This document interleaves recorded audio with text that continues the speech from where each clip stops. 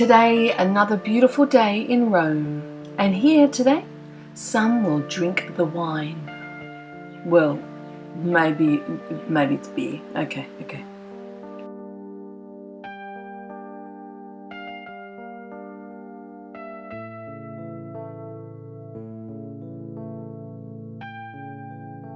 And you need to cool off. When you're in Rome, you'll do as the Romans do.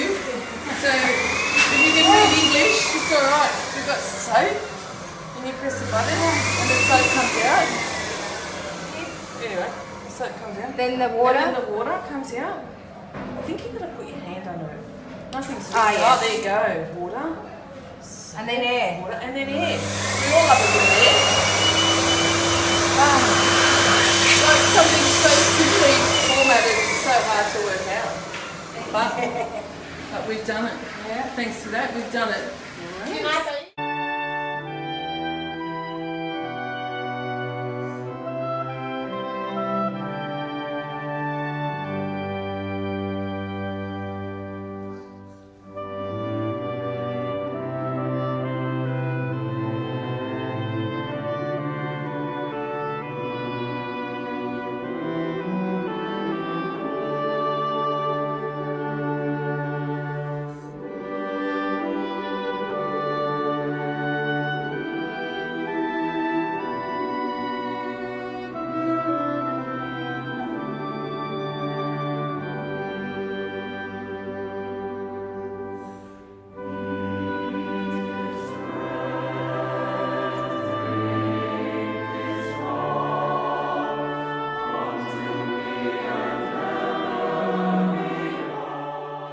According to a certain source, the reason why no photography is allowed in the Sistine Chapel, well, there are two reasons.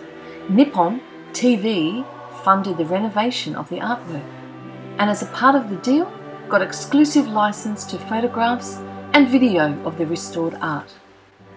But apparently, I then read that this license has since expired, and apparently the company never intended ordinary tourists to be affected by this ruling. And also, camera flashes can apparently damage paintings, though it seems that this idea is disputed. But, of course, I can take photos and footage of this here Vatican Museum, and that's on our big long walk to enter the Sistine Chapel.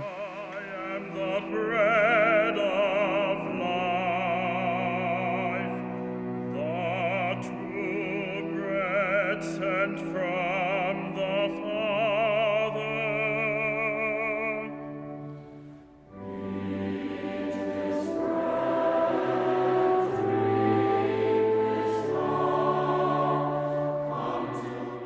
So this chapel is in the Apostolic Palace, the official residence of the Pope in the Vatican City. Originally known as the Capella Magna, the chapel takes its name from Pope Sistine IV, who restored it between 1477 and 1480. It's a rectangular brick building with 6 arch windows on each of the 2 main walls and a barrel vaulted ceiling. The chapel's exterior is drab and unadorned, but its interior walls, as you see, are decorated with frescoes by many Florentine Renaissance masters. The frescoes on the side walls of the chapel were painted in 1481 to 1483.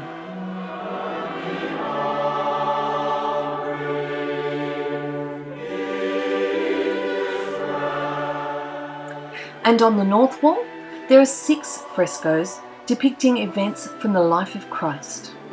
And on the south wall, there are 6 other frescoes depicting events from the life of Moses. And above these works, smaller frescoes between the windows depict various popes.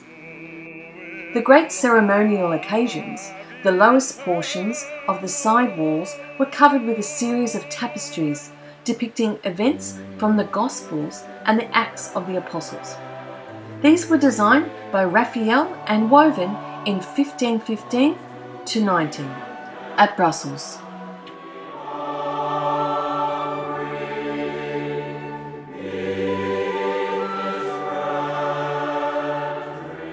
10-year-long cleaning and restoration of the Sistine ceiling, completed in 1989, removed several centuries' accumulation of dirt, smoke and varnish.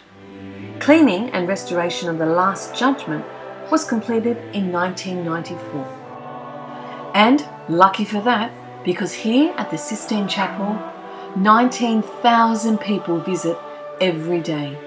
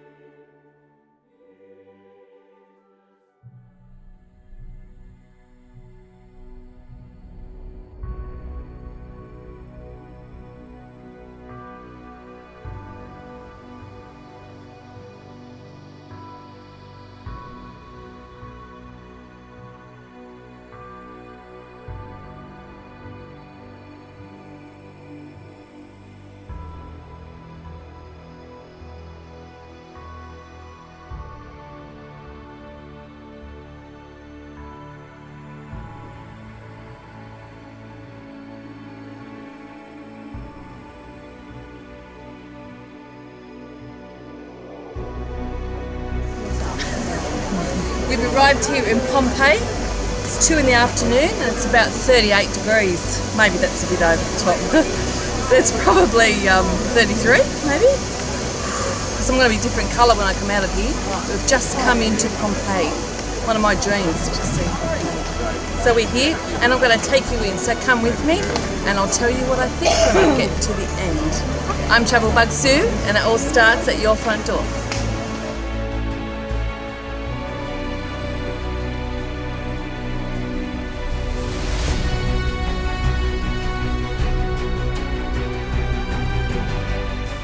Pompeii is a vast archaeological site in southern Italy's Campania region, near the coast of the Bay of Naples. It was once a thriving and sophisticated Roman city, and Pompeii was buried under meters of ash and pumice after the catastrophic eruption of Mount Vesuvius in 79 AD. The preserved site features excavated ruins of streets and houses that visitors like us can freely explore.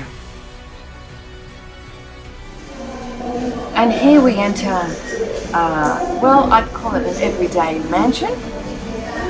And as we look around, you can see there to the left and in a minute to your right, these are the baths that the men would bathe in, and of course the women would serve.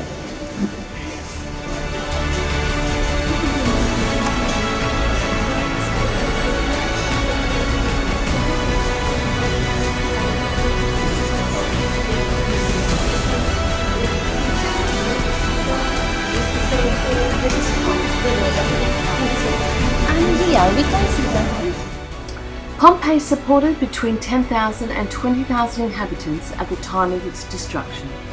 The modern town or commune of Pompeii lies to the east and contains a basilica of Santa Maria del Rosario, a pilgrimage centre.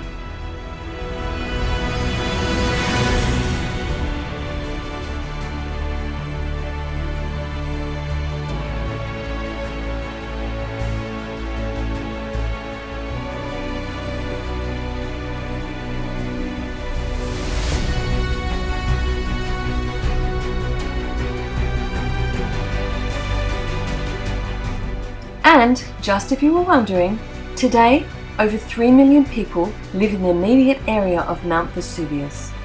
More people live dangerously close to it than any other volcano anywhere in the world.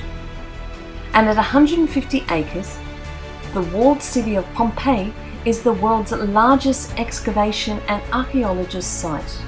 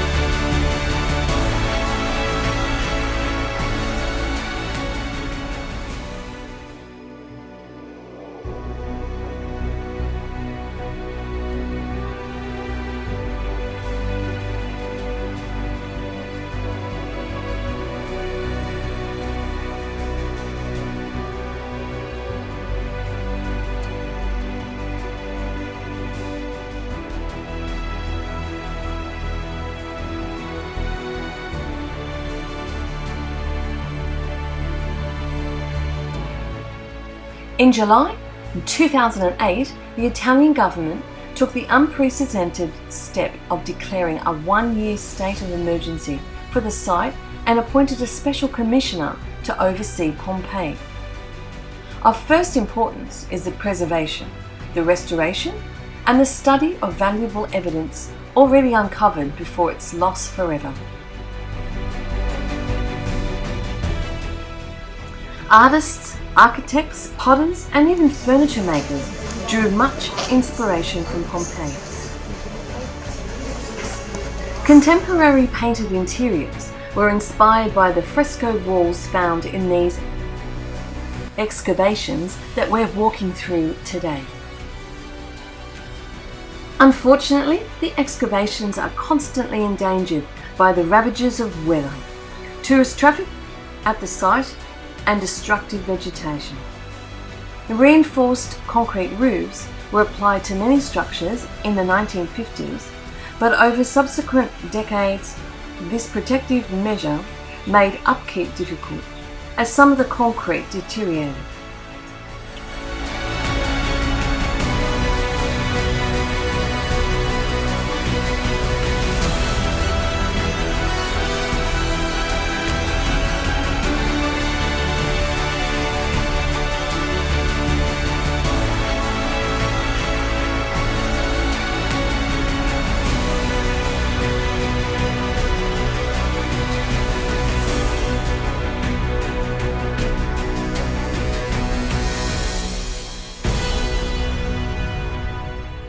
And just like Pompeii and myself, Linley's found something that's close to her heart.